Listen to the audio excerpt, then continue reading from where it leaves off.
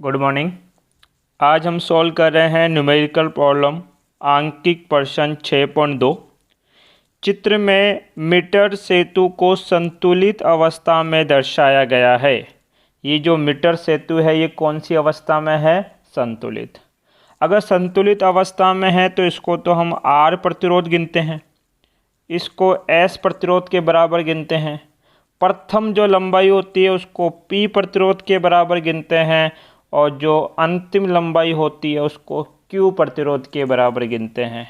और ये बात हम लोग डेरिवेशन में सीख चुके हैं पहले ही। मीटर सेतु के तार का प्रतिरोध 1 ओम प्रति सेंटीमीटर है। मुझे बताओ जो P प्रतिरोध है उस तार की लंबाई कितनी है? 40। अरे कितनी है? 40 सेंटीमीटर लंबाई है और 1 सेंटीमीटर का प्रतिरोध कितना है? 1 ओम। क्वेश्चन कह रहा है तो 40 सेंटीमीटर को 1 से गुणा कर दोगे तो इसका प्रतिरोध कितना हो जाएगा? 40 ओम। अरे मैंने बोला कि 1 रुपये की एक टॉफ़ी आती है तो 40 रुपये की कितनी आएगी? 40 टॉफ़ी। तो 1 सेंटीमीटर का 1 ओम था। 1 सेंटीमीटर का कितना है? 1 ओम। तो बताओ 40 सेंटीमीटर का प्रतिरोध कितना होगा? 40 ओम।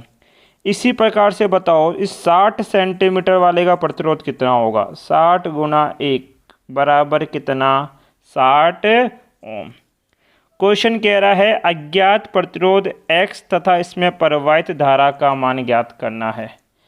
एक तो हमें इस X का मान ज्ञात करना है और दूसरा इस X में कितनी धारा बह रही है उसका मान ज्ञात करना है। साथ में ये S प्रतिरोध का मान कितना है? 3 ओम। और X को क्या लिख रहा है बेटा? ये R। अब चूंकि ये क्या है? मीटर सेतु है तो मीटर सेतु की संतुलित अवस्था में, अरे कौन सी अवस्था में? संतुलित अवस्था में। संतुलित अवस्था में आपने सूत्र पढ़ा है कि P/Q बराबर होता है R/S। तो बताओ यहाँ से R बराबर क्या लिख सकते हैं हम लोग? PS/Q।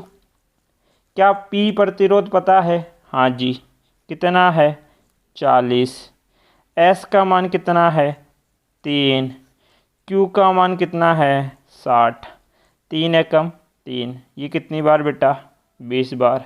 20 से काटो कितना जाएगा? 2 ओम। तो पहला मान तो आ गया कि R प्रतिरोध का मान कितना होगा? 2 ओम होगा। अब दूसरा क्या ज्ञात करनी है? धारा। तो ऐसा करो इस परिपथ को दोबारा बनाओ। परिपथ दोबारा कैसे बनेगा? ये X है जिसका मान कितना है? 2 ओम। नीचे वाला कितना है? 3 ओम। फिर ये जो P है अभी लंबाई दे रखी, इसको मैं प्रतिरोध के रूप में लिख रहा हूँ और P का प्रतिरोध कितना था? 40 ओम। फिर इसके आगे कौन जुड़ा है? Q। और Q का प्रतिरोध कितना है? सर Q का प्रतिरोध है 60 ओम। और इस प्रकार से ये बैटरी जुड़ी है। कितने वोल्ट की बैटरी है? 6 वोल्ट। बात क्लियर है क्या? ठीक है। मुझे एक चीज़ समझाओ। आपने पढ़ा है कि इन दो बिंदुओं के मध्य का विभव कितना है? 6 वोल्ट। कितना है? 6। तो इन दो बिंदुओं का भी कितना होगा? 6 वोल्ट ही होगा। इन दो बिंदुओं के मध्य का कितना होगा? 6 वोल्ट। और इन दो बिंदुओं के मध्य क्या होगा? 6 वोल्ट। मैंने बोला कि ये बिंदु ये और ये बिंदु एक ही है क्योंकि समांतर क्रम के अंदर विभव क्या रहता है? समान रहता है। तो आप ऐसा करो इसको नाम दे दो A और B। लिख देना A B बिंदुओं के मध्य का विभव कितना? 6 वोल्ट। अब लिखो A B बिंदुओं के मध्य कुल प्रतिरोध। मध्य क्या बच्चा? कुल प्रतिरोध।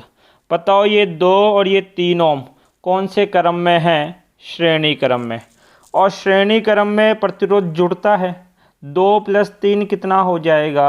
2+3 बराबर 5 ओम। अब आपको देखो ए और बी के मध्य क्या पता है, विभव।